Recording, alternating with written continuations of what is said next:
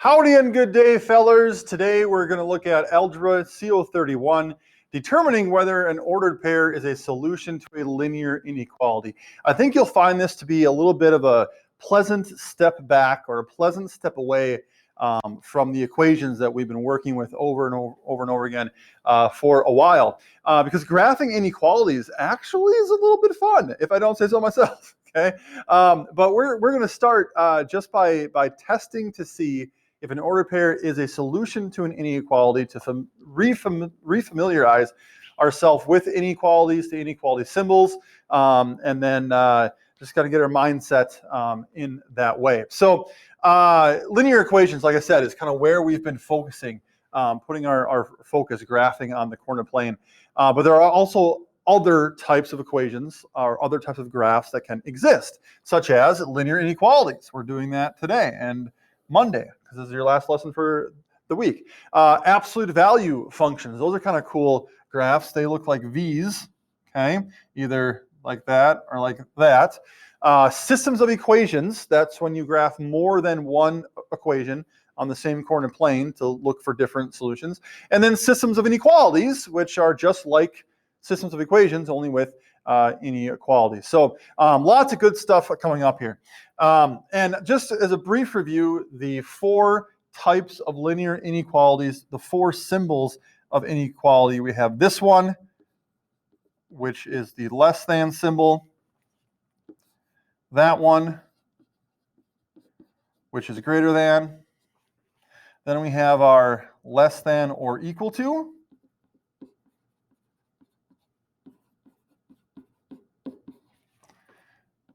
and greater than or equal to. Okay? And we're really going to have to focus on that or equal to piece here, because it does come into play when testing these ordered pairs in the linear inequality. So if you're going to look at the inequalities we have down below here, and your experience with inequalities before has just been something like, x is greater than 5, right? We'd go to our number line, we'd plot 5, we put an open circle, we'd go to the right, and that was graphing the inequality. Well, the reason why we only have that one horizontal line to graph it on here, this right here, that is actually the x-axis, because we only have one variable. When we add that second variable, as you see they all have here, they have a y and an x. Now we're talking about not only that number line going horizontally, but also the number line going vertically.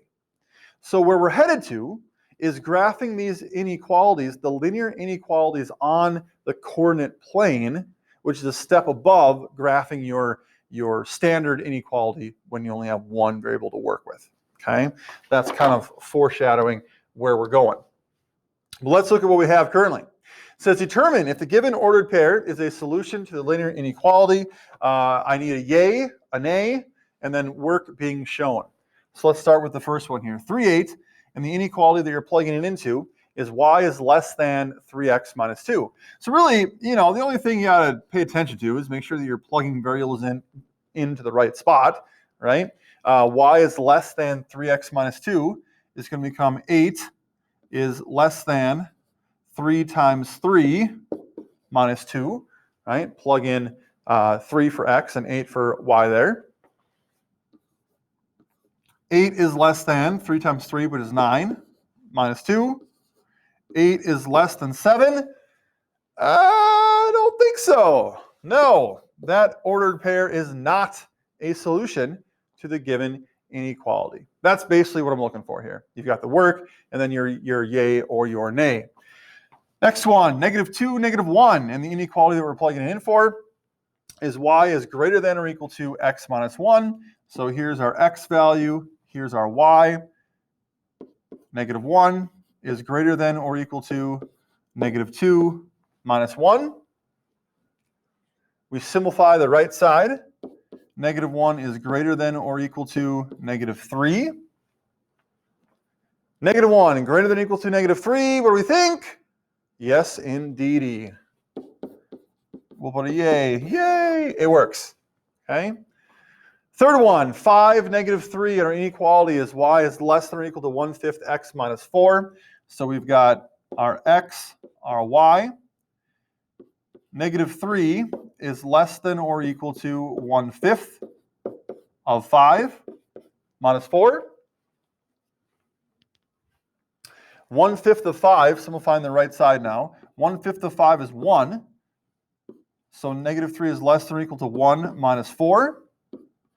-3 is less than or equal to -3, true or false. And here's where that or equal to part is really important, because as it's written, -3 is less than or equal to -3. Yes, that is true. If we didn't have that or equal to part, and it was just -3 is less than -3, well, that's not true. So that would be a no, right? So do pay attention to whether or not you have that or equal to part in your inequality. Your quiz code for this lesson, CO31, is 192. Your quiz code. Next one, second row. I'll just do one per row now, just so we can leave some for your Google quiz that you'll have. Okay. We'll do the one in the middle. 20 -6, and y is less than or equal to -7/10 x plus 9. So here's our x, here's our y. Plug those values in. -6 is less than or equal to -7/10 times 20 plus 9. Simplify the right side. -7/10 of 20. -7/10 of 20. A couple ways that we can do this one here. We can either write it out as multiplying fractions, right? -7/10 times 20 over 1. We can multiply those straight across. That gives us -140 over 10. And then simplify. -140 divided by 10 is -14. Or, I'll kind of do it over here. -7/10 times 20, okay? We can divide 20 by 10, which is 2, and then multiply that by our numerator, 2 times -7. In both cases, we get that -14 as a result. Okay, this method here works really quick for mental calculation. And when your denominator, 10, is a factor of your whole, 20, 10 is a factor of 20, you're able to do this. And I think all the fractions that I've set up on this page allow you to do this. It's a skill I want you to be able to practice here. So give it a try.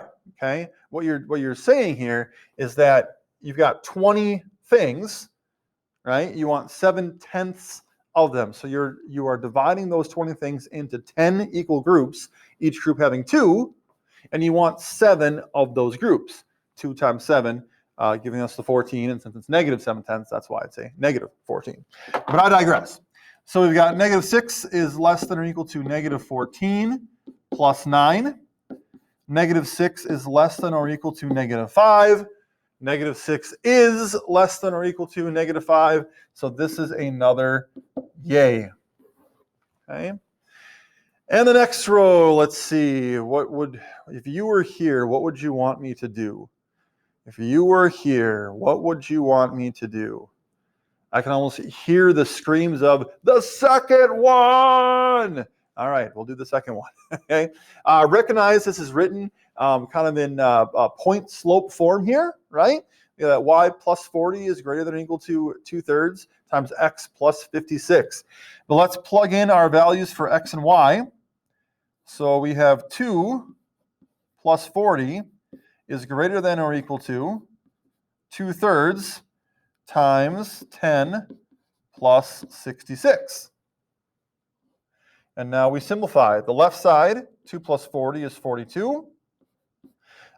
We distribute in, well, actually, we're not going to distribute in here. I wrote 66 up here. It is a 56. My brain worked ahead of itself here. 10 plus 56 is 66.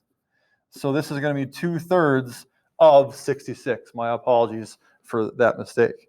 Okay, but 2/3 of 66, knowing that 3 is a factor of 66, we can use this kind of mental math trick that I talked about here. Okay, 66 divided by 3 is 22, and then times our numerator, 22 times 2 is 44. What we're saying here is that we have 66 things. We're dividing into 3 groups. That's why it's 66 divided by 3. That's 22. And then we want 2 of those groups. So 22 times 2 gives us 44. Okay. So we have 42 is greater than or equal to 44. That is not the case. So this is a nay. Okay. That is a nay. So testing those ordered pairs in the inequalities is the task for today. You'll have a Google quiz as well. The bottom section here, where it says write 2 ordered pairs that are solutions to the given linear inequality. You get to pick whatever these values are. So it might be easier to kind of pick your y value first. We'll just say 10.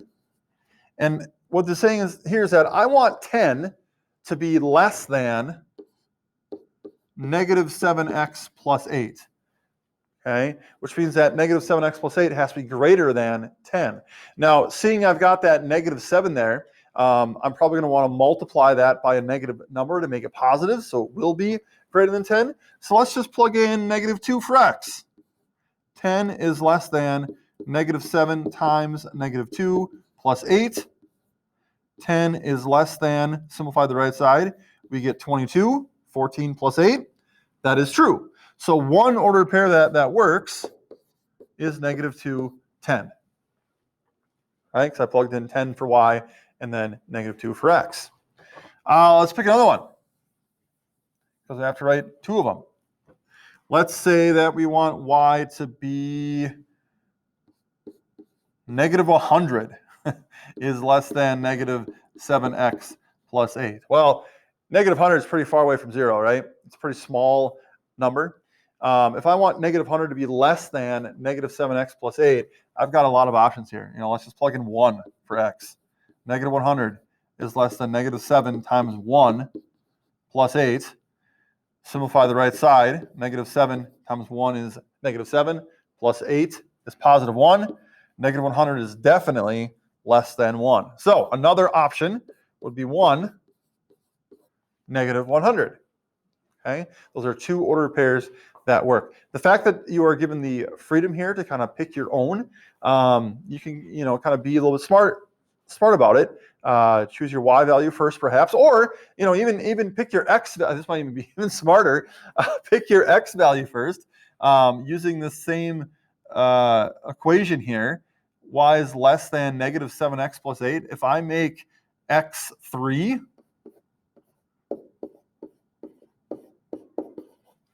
and then simplify that right side, y is less than negative 21 plus 8. Y is less than negative 13. Oh, well, I'll just make y negative 20. This probably is smarter. I don't know why I didn't do this first. And so our ordered pair that would work here would be 3, negative 20, right? So choose your x value first and pick your y. That might be easier. Anyway, so Google quiz over in Google Classroom for you to do. This wraps up our week of distance learning. We'll pick up with this on Monday with graphing inequalities. Have a fantastic 3-day weekend before we're back face-to-face. Can't wait to see you. I will be posting Khan Academy tonight as well. So have that on your radar, something to do over the weekend. Don't forget to like and subscribe. Have a great day and be well.